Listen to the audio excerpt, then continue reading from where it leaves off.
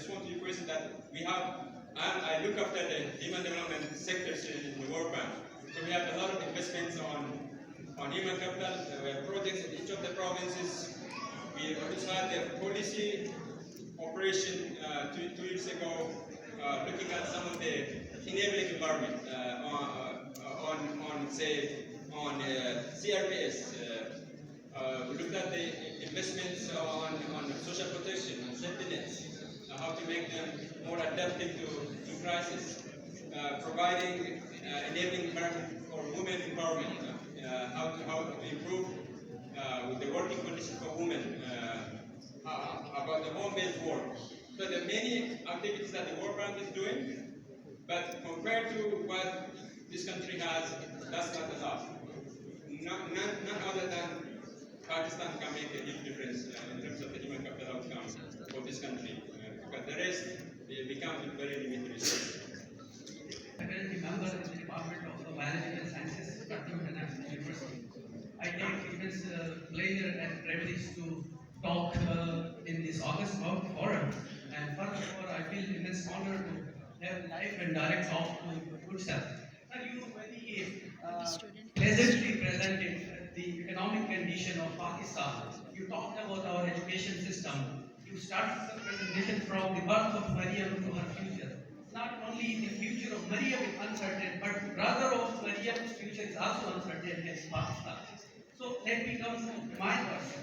Sir, you very glamorizingly presented the presentation, but in reality, we have uncertain human capital as well, because the biggest capital is the intelligentsia, the brain. As I have been teaching here at Karakorum International University since 2012 to today, so I feel our education system is totally derailed because our government, our bureaucrats, and our academia, the three are fall apart.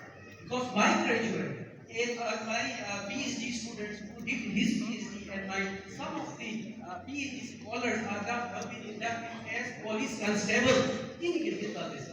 How we can say that our academia are producing quality human capital which contributes to uplift economic upsurge.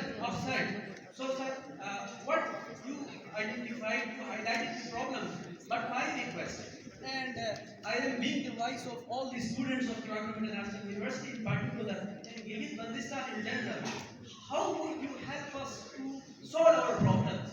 You are highlighting the problems, you talked about the problems, sir, how would you help to bring our education system in the right direction, and how would you synchronize our education into the market opportunity so that our graduate, the right person, will get the right job?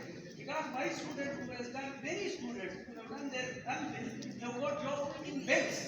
This is totally different way. How would they contribute into economic upsurge? This is our brain drain. Furthermore, our foreign brain is now drained out.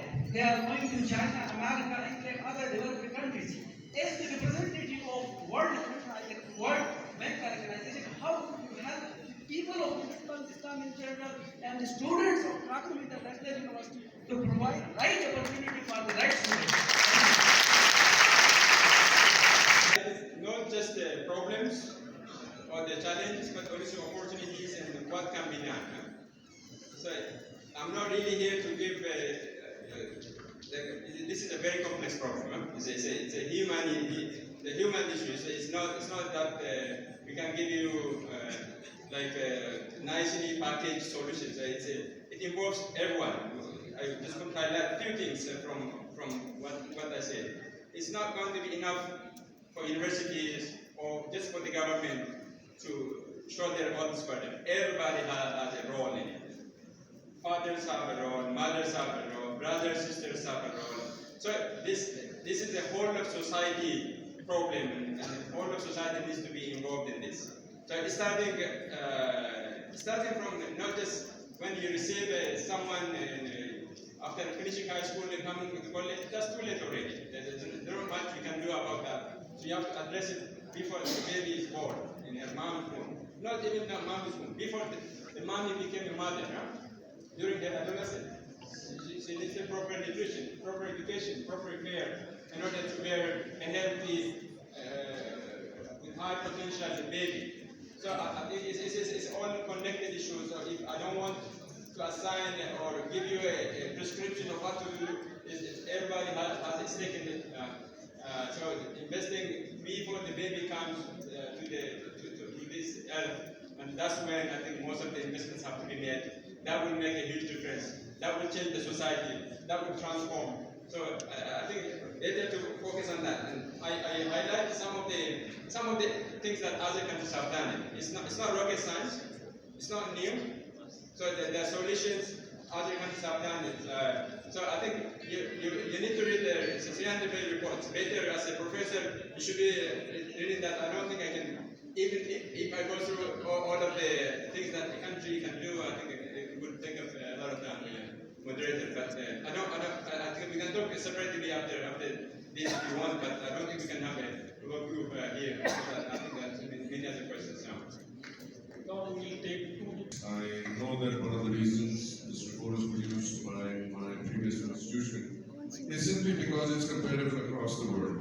But in a country like Pakistan, a country like Somalia, a country like Afghanistan, and a country like Iraq or Syria or DRC, what is more important is to produce a human security index, because this is a symptomatic thing which everybody knows. Right? Because the fundamental problem here with this kind of an index for me, and I want you to answer this, is that this kind of assumes that parents would like to kill their children. I think 90% of parents that I know would not want their children to die. This assumes that parents do not want their children to live a healthy life. 90% of parents I know want to. So the fundamental problem, which you are not pointing out here, which I think I don't know why, is misinformation and information asymmetry and absence of governance of goods in delivery of service. End of story. Because human security is not just about education and all this. Human security is also about GB has a very high suicidal rate. You do not talk about that in this report. Pakistan overall is getting to have a very high suicidal rate. So my question to you is, do you really think, other than being a global comparator, this report has much to offer Pakistan? That's a one quick question. Number two, just to clarify to everybody that World Bank is not here to help, it's a bank. What it does with these reports is to improve its allocation efficiency and keep its risk of being a part of the national budget down. I think you already explained that this, we have this misconception that banks help, that helps. The World Bank is trying to minimize the risk of its little money going into a larger pot. So please, if you would elaborate on that. Thank you. Thanks so much. Let me take two questions. So on the first one. You may have to write this. Okay. No, actually, this is right. Relevant. You have to unpack it now. Unpack to the different ingredients that we talked about. All of those are important. There are other important things which are not there. So I think at least if you follow since the launch of the Human Capital Project, it brought in almost more than 90 countries as a member of that Human Capital Project team. Oftentimes, human capital, HD human development issues are relegated to Ministry of Health, the Ministry of Education. There's no connection with the economy, with the GDP, with the finance. Now it brought Ministry of Finance, Ministry of Planning.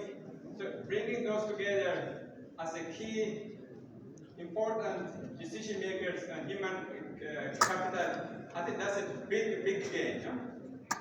Otherwise, if you just relegate to one ministry or another ministry, one department, another department, you won't be able to get the kind of investment, the kind of across government, across society kind of engagement on the issue. So what it did, what our report does, and what I'm not able to go through, is translating investment that you make in education health into economy, into GDP, into productivity. I think that's powerful. We won't continue to be relegated to one department, or one ministry, so it will be the responsibility of everybody. So I think that's a big gain from this one. It's beyond that. I think you could also see it making a lot of economic meaning. It's not any type of index. It's a powerful tool in that regard. But as I was saying, you have to unpack it now. What are the ingredients index? How can you make it policy relevant? What's the compass? How do you continue governments and society engaged? Because unlike building a bridge and road and getting fixed expenditure during election. This requires sustained engagement over 10 years, 20 years for you to see the result. So you need to have that compass that shows, yes, Mr. Minister, you're making progress. Please continue. Whoever takes over from you after the next election must continue with this. Continuity is key. That's how other countries have done it. I think it's a very powerful tool in keeping policymakers engaged on this. On the second point that you make, yes, I agree. It's a very limited resources any other agency, any other international partner can bring to bear in this country, in any country if you take it. No, every country has much more resources than Pakistan gets more from overseas remittance than any of the development countries. So it's most of the resources, most of the wealth is within. It's just how you manage it, how you pay attention to your most important assets in your portfolio, how you develop that, how you invest in those. I think I would rather focus on that rather than the small resources that others bring to bear in the country. Yes, it's helpful. Of course, it helps in the policy dialogue, convening.